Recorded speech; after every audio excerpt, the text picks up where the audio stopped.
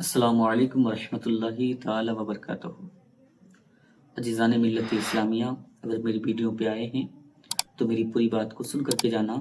اگر بات اچھی لگی ہو، بات پیاری لگے تو ویڈیو کو زیادہ سے زیادہ شیئر کریں، اور جب آپ کے ہاتھوں تک میری ویڈیو پہنچ ہی گئی ہے تو 2 منٹ کی ویڈیو ہے، پوری سن کر کے جانا، کیونکہ میں کچھ اور نہیں بلکہ رسول اللہ کی باتیں بتانے کی کوشش کرتا ہوں۔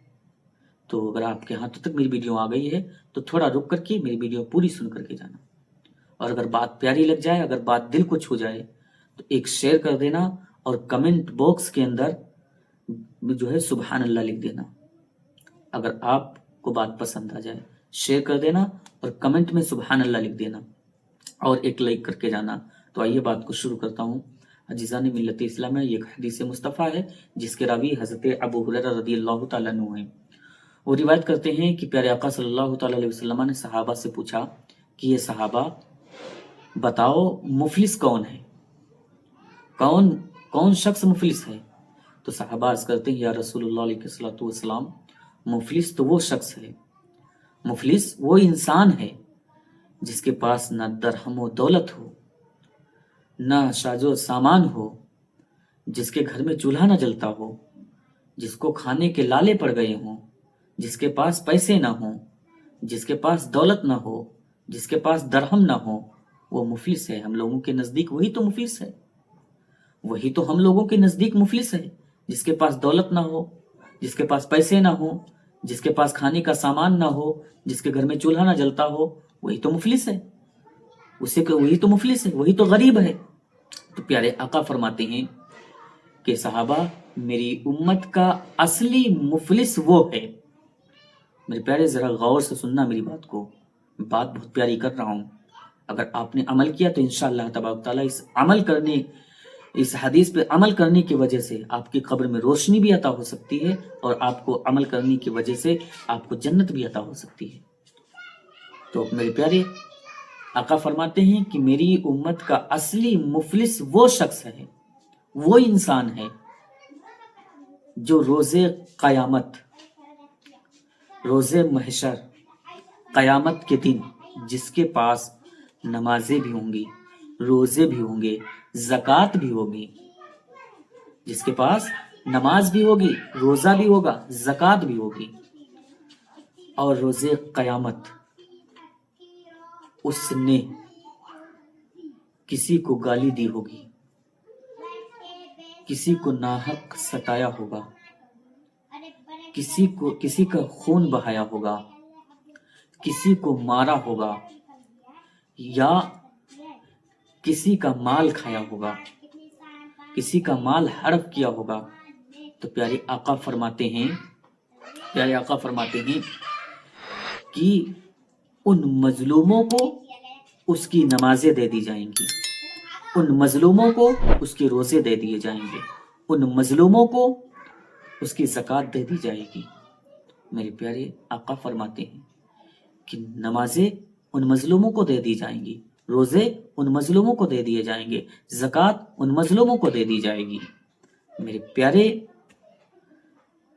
پھر آقا فرماتے ہیں کہ جب اس کے پاس نہ نمازیں رہ جائیں گی، نہ روزے رہ جائیں گے، نہ زکوٰۃ رہ جائے گی۔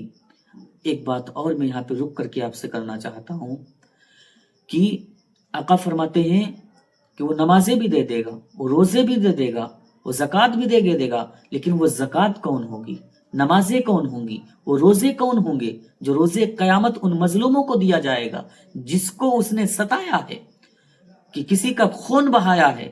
میرے پیارے، خون بہانا یہ نہیں کہ صرف قتل ہی کر دو خون ہو جائے گا، تب آپ نے خون بہایا ہے۔ میرے پیارے، آج کے دور میں، آج کے معاشرے میں یہ بات عام ہو چکی ہے کہ لوگ غریبوں کو ستاتے ہیں، غریبوں کو پریشان کرتے ہیں۔ تو میرے پیارے، کم سے کم میری بات کو غور سے سن کر جانا کہ آقا فرماتے ہیں کہ کسی کا خون بہایا ہو۔ اس معاشرے میں بہت سے ایسے لوگ ہیں جو حمل کو ضائع کر دیتے ہیں، حمل کو پیٹ ہی میں ختم کر دیتے ہیں۔ وہ بھی تو قتل ہی کرنا ہے، وہ بھی تو خون ہی بہانا ہے۔ ایسا نہیں کہ کسی انسان کا قتل کیا جائے دنیا میں تب جا کر کے قتل ہوگا. اس معصوم کو بھی آپ نے قتل کیا ہے, اس کو بھی آپ نے مارا ہے, اس کو بھی آپ نے ستایا ہے. اور ایک حدیث میں نے پڑھا ہے کہ جب روز قیامت آپ کھڑے ہوں گے تو جس حمل کو آپ نے ضائع کیا ہے, جس حمل کو آپ نے قتل کیا ہے, وہی حمل روز قیامت میں آپ کا بیٹا بن کر کے یا آپ کی بیٹی بن کر کے آپ کے سامنے آئے گا, جس کا سر کٹا ہوگا اور آپ کا ہاتھ پکڑ کر کے پوچھے گا کہ بتائیے دنیا میں میرا کیا قصور تھا جو مجھے دنیا میں آنے سے پہلے آپ نے قتل کیا. بتائیے میری کیا غلطی تھی, میری کون سی خطا تھی جو مجھے آپ نے پیٹ ہی میں قتل کیا, دنیا میں آنے سے پہلے مجھے قتل کیا. میں نے دنیا بھی نہیں دیکھی تھی اور آپ نے مجھے قتل کیا, میرا کیا قصور تھا. اس دن کون سا جواب آپ کے پاس ہوگا؟ کوئی جواب نہیں ہوگا. تو پیارے آقا فرماتے ہیں کہ کسی کا خون بہایا تو اس کو نمازیں دے دی جائیں گی, روزے دے دیے جائیں گے, زکوٰۃ دے دی جائے گی, لیکن کون سے روزے ہوں گے جو رب کی بارگاہ میں قبول ہوں گے, مقبول ہوں گے؟ کون سی نماز ہوگی جو رب کی بارگاہ میں مقبول ہوگی؟ کون سی زکوٰۃ ہوگی جو رب کی بارگاہ میں مقبول ہوگی؟ کوئی بندہ ہی نہیں جانتا کہ کون سا سجدہ رب کی بارگاہ میں مقبول ہے, کون سا روزہ رب کی بارگاہ میں مقبول ہے. لیکن جو اللہ نے قبول فرمایا ہوگا, جو اللہ نے مقبول فرمایا ہوگا, وہی روزہ نمازیں جو ہیں وہ ان شخصوں کو دے دی جائیں گی, ان مظلوموں کو دے دی جائیں گی جنہیں آپ نے ستایا ہے. پھر پیارے آقا فرماتے ہیں کہ ان مظلوموں کے پھر بھی ان مظلوموں کا حصہ باقی رہ جائے گا, ان مظلوموں کا پھر بھی حصہ باقی رہ جائے گا. تو پیارے آقا فرماتے ہیں کہ اب ان مظلوموں کے گناہ اس پر ڈال دیے جائیں گے, یعنی ان مظلوموں کے گناہ اس پہ ڈال دیے جائیں گے. پھر آقا فرماتے ہیں پھر اسے جہنم میں بھیج دیا جائے گا. تو میرے پیارے آقا کیا فرماتے ہیں کہ اسے جہنم میں بھیج دیا جائے گا.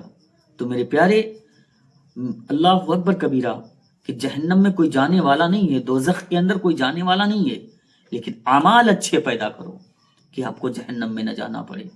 ہم تو یہاں کہتے ہیں کہ ہمیں جنت چاہیے, تو جنت میں جانے والے کام کرو, انشاءاللہ تبارک و تعالی آپ کی آخرت بھی کامیاب ہوگی اور آپ کی دنیا بھی کامیاب ہوگی. رب کی بارگاہ میں دعا ہے کہ اللہ تبارک و تعالی ہم سب کو نیک عمل کرنے کی توفیق عطا فرمائے اور غریبوں کو, یتیموں سے محبت کرنے کی توفیق عطا فرمائے, اور ہمیں غریبوں اور یتیموں کو ستانے والا نہ بنائے بلکہ ہم کو ان سے محبت کرنے والا بنائے.